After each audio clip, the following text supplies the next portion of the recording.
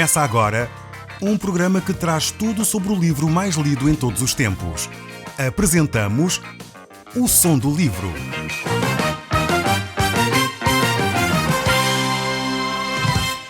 Seja muito bem-vindo. Neste podcast vai encontrar o livro mais conhecido e lido em todo o mundo. Vamos levá-lo numa viagem pela história da humanidade. Este é um audiolivro para si, para a sua família e sociedade em geral.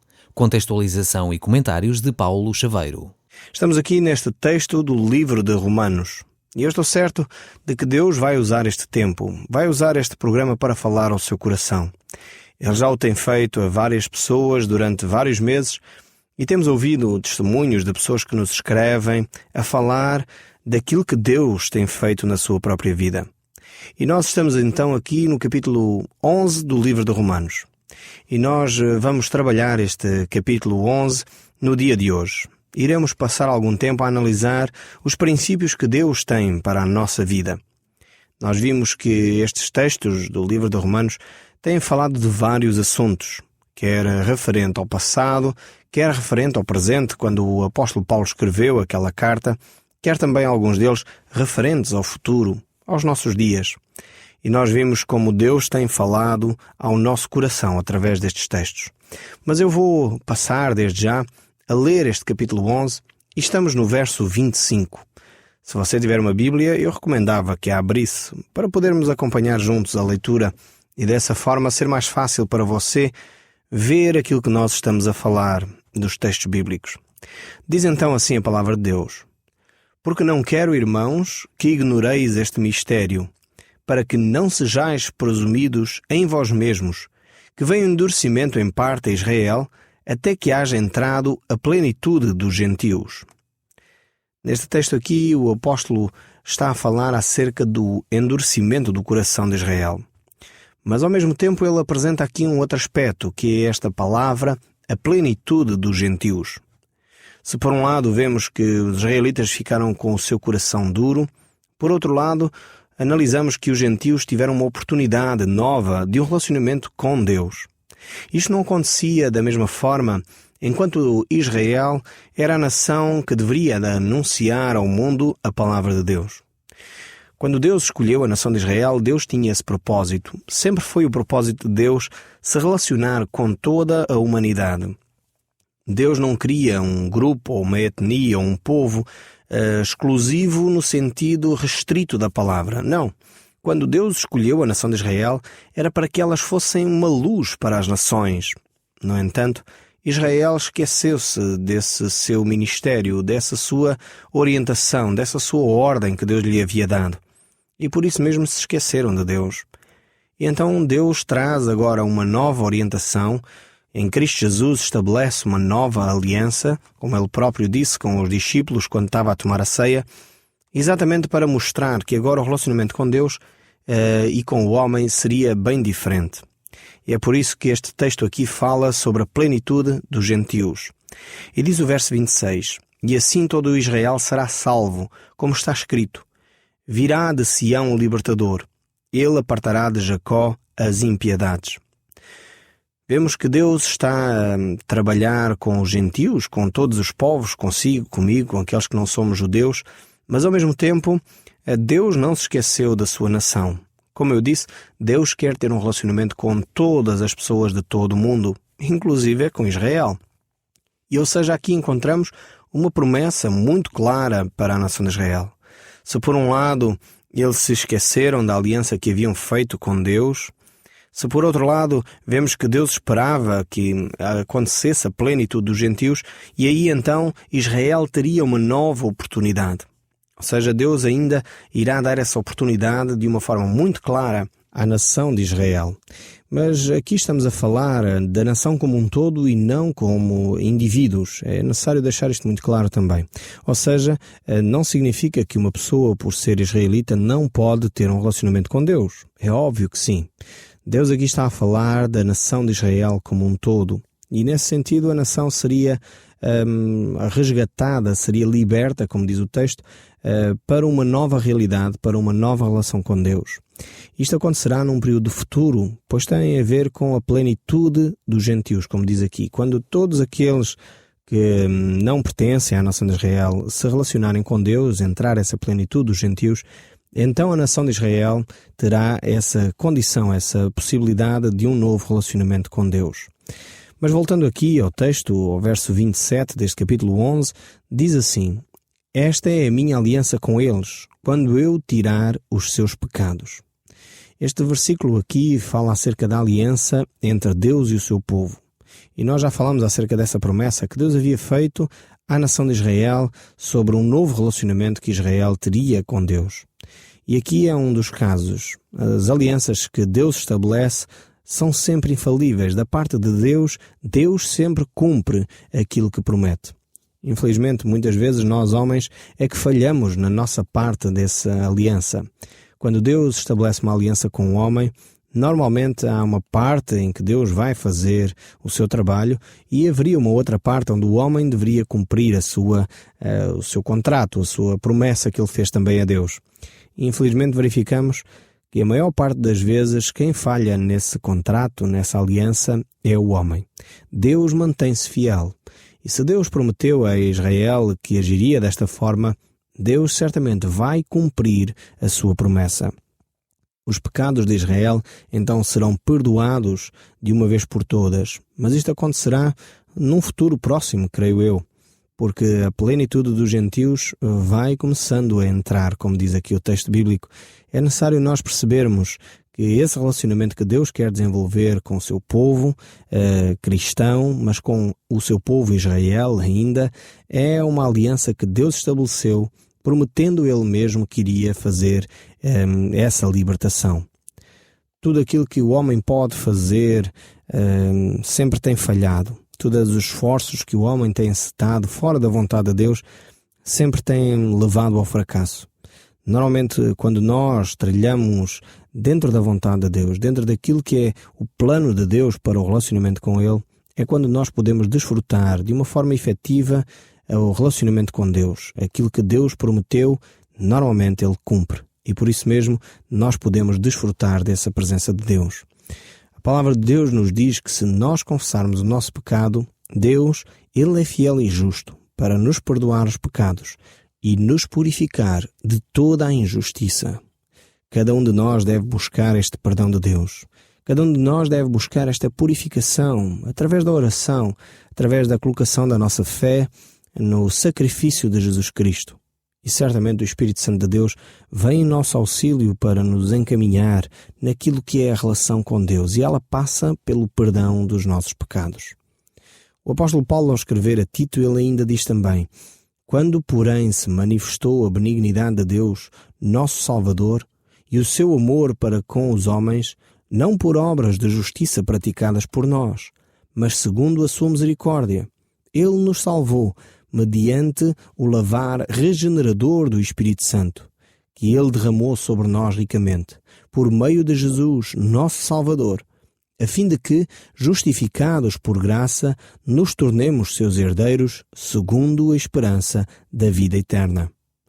Vemos aqui mais uma vez que o nosso relacionamento com Deus, o envolvimento que vamos tendo com Deus, é baseado num coração puro. E esse coração puro está relacionado com o crermos em Cristo, o aceitarmos Cristo como Senhor e Salvador, aquele que é o único capaz de purificar e regenerar o nosso ser. E é na dependência do Espírito Santo, em oração, na meditação da Palavra de Deus, que nós realmente podemos desfrutar desse recurso espiritual poderoso que Deus coloca ao nosso dispor, esta purificação, esta santificação. O salmista tem-nos dito também como é que o jovem pode purificar o seu coração, como é que o jovem pode purificar os seus caminhos. E é a resposta muito clara nesse salmo, é dizendo: conhecendo e meditando na tua palavra. O Salmo 119 tem de facto referências à palavra de Deus tremendas. E este é um segredo que todo cristão já deveria ter aprendido. Como é que nós podemos manter os nossos caminhos puros diante de Deus? É através da meditação profunda da palavra de Deus. É através da aplicação dos textos bíblicos à nossa vida. Dessa forma, nós podemos manter a nossa vida pura diante de Deus. É um exercício espiritual que nós devemos desenvolver no nosso dia-a-dia. Mas o capítulo 11 deste livro de Romanos continua, e o verso 28 diz assim: Quanto ao Evangelho, são eles inimigos por vossa causa. Quanto, porém, à eleição, amados por causa dos patriarcas. Aqui vemos que os judeus são considerados inimigos de Deus por causa do Evangelho. Ao mesmo tempo, eles são amados por Deus por causa da aliança que Deus havia feito com os patriarcas. Quando lemos na Bíblia que as promessas de Deus são feitas aos patriarcas, vemos que Deus fez essa aliança e que lhes prometeu grandes coisas. Algumas delas ainda não se cumpriram na totalidade. E é por isso mesmo que Deus continua a amar a Israel. Israel tornou-se, por outro lado, inimigo de Deus por causa do Evangelho. Eles, não aceitavam com facilidade que Deus tivesse um relacionamento com outras nações, com os tais gentios, conosco, no fundo, aqueles que não são israelitas. E por isso mesmo, a nação de Israel pegou na pessoa de Jesus Cristo e crucificou-o, não aceitando o Messias prometido, o Cristo, o enviado de Deus para salvar a humanidade. Nesse sentido, a nação de Israel se tornou inimiga de Deus.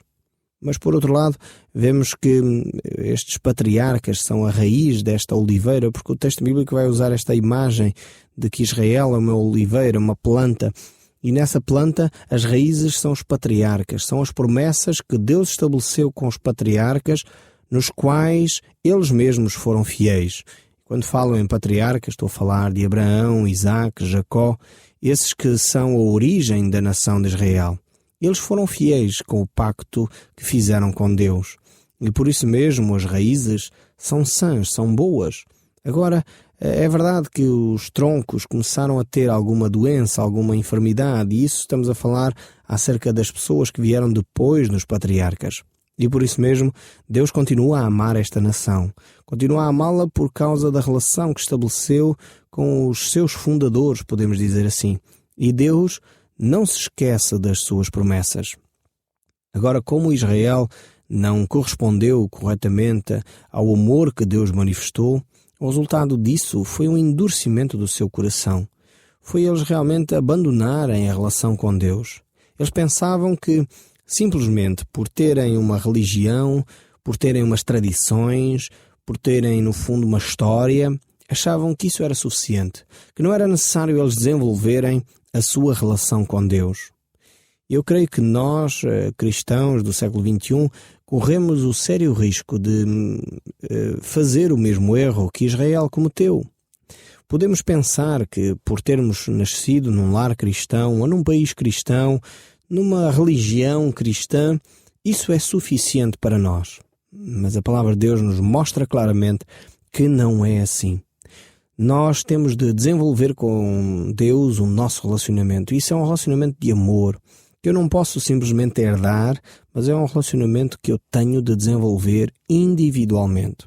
Ou seja, você que me está a ouvir não pode depositar, o seu relacionamento com Deus no seu pai ou na sua mãe, ou no seu filho ou na sua sobrinha ou no seu tio, porque talvez eles foram cristãos dedicados. Você pensa que por causa disso pode ser também cristão, mas não é assim.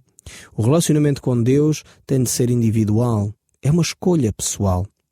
Assim, por isso Deus dá aqui este exemplo da nação de Israel.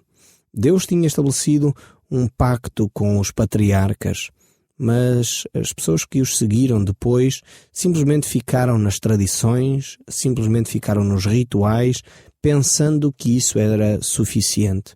E o texto bíblico diz que foi exatamente por isso que o seu coração se tornou duro.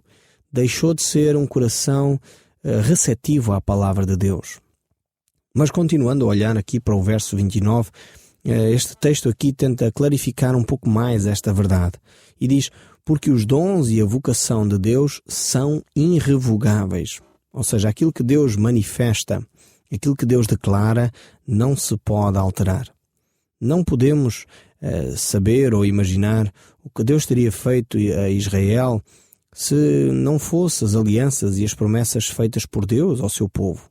Os judeus ainda são amados por Deus por causa destes patriarcas, destes primeiros servos de Deus que estabeleceram esta aliança com Deus e foram fiéis à aliança. Quer dizer que aquilo que Deus prometeu aos seus servos teve e tem e terá um cumprimento fiel e integral, mesmo que isso aconteça num futuro. Mas Deus não deixará cair as suas promessas. A Bíblia diz que Deus claramente não mente em toda a sua palavra. As promessas de Deus se cumprirão. E aquilo que Deus prometeu à nação de Israel iria cumprir-se. Mas aquilo que Deus lhe promete a si também não vai falhar, porque Deus não é homem para mentir. Deus não mente como os homens. Nós podemos analisar a sociedade e muitas vezes vemos líderes, sejam eles políticos, religiosos ou desportivos ou outro tipo de líderes, que muitas vezes fazem promessas, mas que não conseguem cumprir. Agora Deus, quando promete, Deus, quando estabelece uma aliança com o seu povo, Deus não deixa cair essa aliança. Deus não deixa de cumprir a sua parte. Deus cumprirá integralmente tudo aquilo que Ele havia prometido. Se Deus lhe prometeu alguma coisa na sua vida, tenha realmente a fé alicerçada em Cristo, porque Deus irá cumprir as promessas que Ele fez. E isto eu quero deixar aqui muito claro, pois Deus é realmente um Deus fiel. E é um Deus que cumpre aquilo que Ele havia dito. O verso 30 continua a dizer: porque assim como vós também outrora fostes desobedientes a Deus, mas agora alcançaste misericórdia à vista da desobediência deles. Realmente aqui o texto fala-me sobre alguém que foi desobediente. Eu pergunto, mas quem é que foi outrora desobediente a Deus? E aqui que está em causa é gentios versus Israel. E claramente está a falar dos gentios. Gentios que não eram cristãos, não eram seguidores de Deus, não tinham esse relacionamento com Deus, mas Deus tornou-os cristãos, tornou-os salvos, tornou-os igreja de Cristo, tornou-a serem filhos de Deus, pois eles realmente alcançaram essa misericórdia. E alcançaram-na por causa de Cristo, por causa do sacrifício que Deus havia feito. E também, ao mesmo tempo, por causa da desobediência que os judeus haviam cometido. Nós vimos anteriormente, no verso 25, que o coração dos judeus foi endurecido.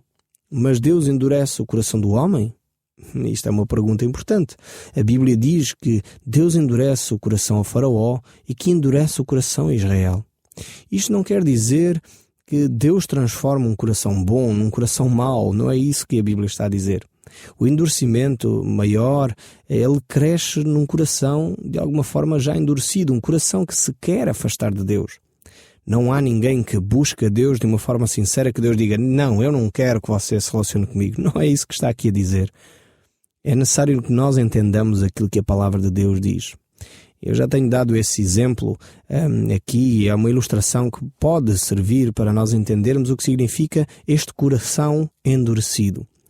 E no fundo é como o sol. Eu já dei esse exemplo aqui. Quando o sol incide sobre o barro, esse barro que tem características de uma determinada forma vai se endurecendo. Mas, no entanto, quando o mesmo sol incide sobre o mel, esse mel vai ficando cada vez mais mole, mais suave, por causa do calor. Então o mesmo calor, incidindo sobre um determinado material, endurece esse material, incidindo sobre outro material, faz com que esse material fique mais suave. E no fundo é o mesmo que acontece aqui com o coração de Israel. Se Israel tivesse um coração bom, certamente ao se relacionar com Deus ele ainda ficaria melhor. Mas, no entanto, o próprio povo foi endurecendo o seu coração, seguindo a ídolos, desprezando a Deus, dobrando os seus joelhos diante de imagens de escultura. E isso fez com que o coração do povo de Israel ficasse cada vez mais duro. O verso 31 ainda continua a dizer: assim também estes, isto é, os de Israel, agora foram desobedientes, para que igualmente eles alcancem a misericórdia, à vista da que vos foi concedida. Porque Deus a todos encerrou na desobediência, a fim de usar de misericórdia para com todos. Ou seja, agora o apóstolo vai mostrar que, apesar de todo o povo, no fundo israelitas e não israelitas, gentios e não gentios, terem se afastado de Deus, Deus continua a exercer e a desenvolver a sua misericórdia para com todos. Deus vai tratar todos de igual forma. Deus quer um relacionamento consigo. Mesmo que vocês talvez esteja longe ainda de Deus, Deus estende a sua mão para tocar a sua vida. E isto é importante você ouvir da palavra de Deus. E o verso 32 ainda diz: porque Deus a todos encerrou na desobediência a fim de usar da misericórdia para com todos. Isto é fundamental. O mesmo apóstolo já tinha dito que todos pecaram, que não há um justo nem um sequer. Não há quem faça o bem, não há quem busque Deus. Estes textos nós já meditamos aqui, já refletimos sobre eles, já verificamos que, de alguma forma, Deus estende a sua mão para com todos, para que todos possam ter a mesma oportunidade de se voltarem para Deus. Por isso, esta mesma Bíblia diz, escrito pelo apóstolo João, pois todo aquele que crê no Filho de Deus tem a vida eterna. E o que todavia se mantém rebelde contra o Filho não verá a vida, mas sobre ele permanece a ira de Deus. Vemos aqui que Deus manifesta este amor para com o homem, independentemente do estado onde ele se encontra, para que o homem se volte para Deus. O verso 33 deste capítulo 11 ainda diz: ó profundidade da riqueza, tanto da sabedoria como do conhecimento de Deus, quão insondáveis são os teus juízos e quão inescrutáveis os teus caminhos. Esta é uma constatação que todos nós podemos fazer quando nos deparamos com Deus. Quem, pois, conheceu a mente do Senhor? Ou quem foi o seu conselheiro? Ou quem primeiro deu a ele para que lhe venha agora a ser restituído? Por ele e por meio dele e para ele são todas as coisas. A ele, pois, a glória eternamente. Amém. O Som do Livro, uma produção da Rádio Transmundial de Portugal.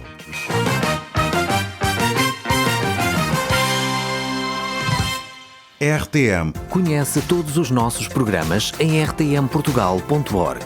Uma produção da Rádio Transmundial de Portugal.